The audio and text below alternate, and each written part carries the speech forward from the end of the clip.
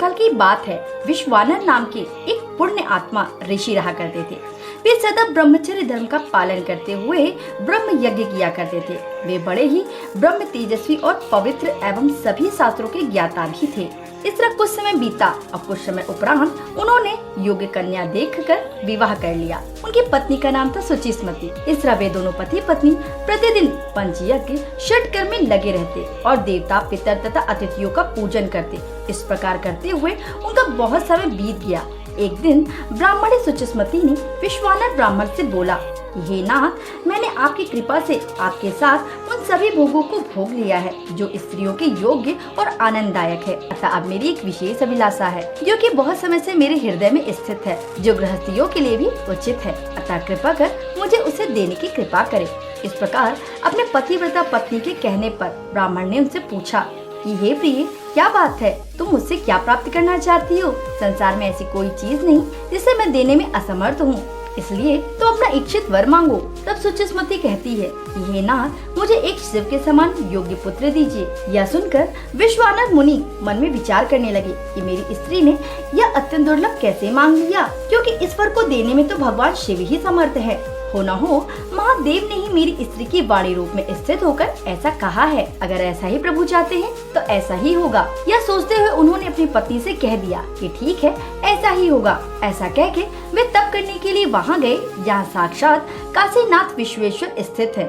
उन्होंने शीघ्र ही मणिकर्णिका का दर्शन कर काशी में स्थित वे विश्वेश्वर के सभी लिंगों का दर्शन कर सभी कुंडों सरोवरों में स्नान किया। सभी दान पुण्य ब्राह्मणों को भोजन कराया। ब्राह्मणों को भोजन कराते हुए बार बार यही विचार करने लगे, शीघ्र ही सिद्धि प्रदान करने वाला वह कौन सा लिंग है जो मेरे पुत्र प्राप्ति की कामना को पूरी कर सके। फिर उन बुद्धिमान मुनि ने कुछ क्षण विचार किया। भगवान शंकर की कृपा से शीघ्र ही उन्हें पुत्र प्राप्ति करने वाले वीरेश नामक लिंग की प्रशंसा की। यह वीरेश्वर सिद्ध लिंग ही है जिनकी पूजा के प्रभाव से असंख्य साधकों ने सिद्धि को प्राप्त किया है।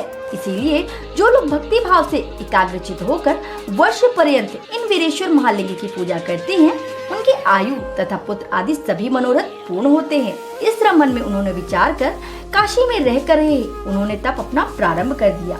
इस तरह एक महीने में एक आहार, दूसरे महीने में जल पीकर, अन्य अलग अलग महीनों में कभी दूध पीकर, कभी शाक खाकर, कभी मुट्ठी भर तिल खाकर, कभी एक रात्रि भोजन करके ही रहने लगे। इस तरह उत्तम वीरेश्वर लिंग की भक्ति पूर्वक पूजा करते हुए उन्हें 1 वर्ष बीत गए।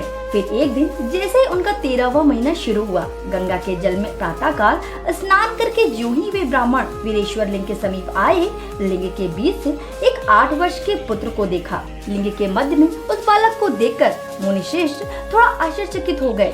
फिर क्या था, उन मुनि ने उनकी स्तुति करना प्रारंभ किया और बार बार नमो अस्तु कहकर प्रणाम किया। उनकी इस तरह भक्ति और तप देखकर वे शिव स्वरूप बालक बोले, हे मुनि श्रेष्ठ, आपने अपने तप से और स्तुति से मुझे अत्यंत संतुष्ट कर दिया है। अतः आप प्रसन्नचित्त होकर उत्तम वर मांगिए। तब भगवान शिव को प्रसन्न हुआ देखकर उन मुनि श्रेष्ठ ने अपने दीन वचन से कहा, हे प्रभु, आप तो सब कुछ जानते हैं, आपसे कुछ भी छिपा नहीं है, इसलिए प्रभु आप जैसा ठीक समझे वही करें। विश्वानर के ऐसे करुणामयी वचन सुनकर बालक रूपी महादेव बोलते हैं, हे मुनि श्रेष्ठ, आपकी पति ने जो इच्छित वर मांगा है वह शीघ्र ही पूर्ण होगा। मैं जल्दी ही उनके गर्भ से जन्म लूंगा और गृहपति नाम से प्रसिद्ध होऊंगा।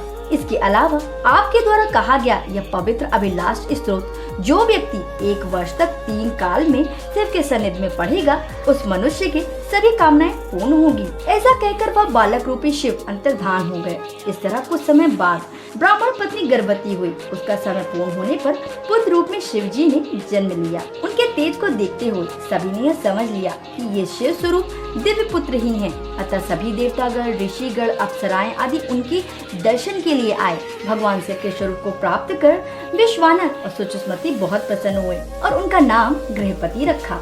इस प्रकार समय के साथ वे बढ़ने लगे। फिर पिता द्वारा उन्होंने सभी वेद शास्त्रों का अध्ययन किया और इस तरह वे 9 वर्ष के हो चुके थे। तभी उनसे एक दिन नारद जी मिलने आए।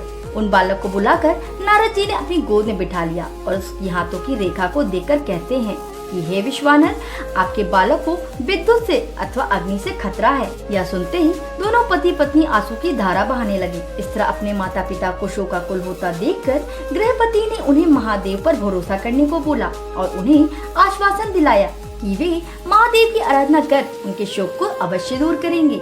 ऐसा कहकर वे भी काशी में मणिकर्णिका में स्नान कर फिर विश्वेश्वर लिंग के दर्शन और पूजन प्रारंभ किए। शुभ दिन देखकर उन्होंने सर्वहितप्रद लिंग की स्थापना की और कभी कंदमूल, कभी पानी पीकर, कभी वायु पीकर, तो कभी सूखे पत्ते खाकर, कभी तो सिर्फ जल की बूंद पीकर ही वे कठोर तप करने लगे। इस तरह से शिव को ध्यान में रखकर उनके 2 वर्ष बीत गए। तब फिर इंद्र ने उन्हें दर्शन दिया और उन बालक से कहा कि मैं तुम पर प्रसन्न हूँ, अतः हे बालक इच्छित वर मांगो। इंद्र को देखकर गृहपति थोड़े आश्चर्यचकित होकर उनसे कहते हैं कि हे देव, आप मुझे क्षमा करें, परंतु मुझे महादेव से ही वर चाहिए। तब इंद्रदेव ने कहा कि हे बालक, मैं ही सभी देवों का देव हूँ, मैं ही परमात्मा हूँ और अन्य कोई नहीं। इंद्रदेव के ऐसा कहने पर भी वह गृहपति नहीं माने और उनसे क्षमा याचना कर उन्होंने बार बार यही कहा कि मुझे महादेव से ही वर चाहिए। ऐसा बार बार उस बालक के मुंह से सुनकर इंद्रदेव को गुस्सा आ गया और उन्होंने एक तीव्र बिजली के समान वज्र से प्रहार किया। फिर क्या था, उस बिजली के तेज से वे इंद्र से डरकर मूर्छित हो गए। तभी महादेव प्रकट हो गए और उस बालक की मूर्छा दूर की और उससे कहते हैं, हे पुत्र, वह इंद्रदेव कोई और नहीं था, मैं तुम्हारी भक्ति की परीक्षा लेने आया था। इसलिए हे पुत्र, मैं तुम्हारी तपस्या से प्रसन्न होकर तुम्हें वर प्रदान करता हूँ कि तुम अग्नि का पद ग्रहण करने वाले हो जाओ। तुम सभी देवताओं के वरदाता बनोगी और तुम्हारे द्वारा स्थापित यह लिंग आज से तुम्हारे नाम से ही प्रसिद्ध होगा। यह अग्निश्वर लिंग कहलाएगा और जो व्यक्ति अग्निश्वर लिंग के भक्त होंगे उन्हें इस विद्युत तथा अग्नि का भय कभी नहीं होगा, वे अकाल मृत्यु को भी प्राप्त नहीं होंगे। इस प्रकार कहकर शिवजी ने गृहपति के माता पिता और बंधुओं को बुलाया और उनके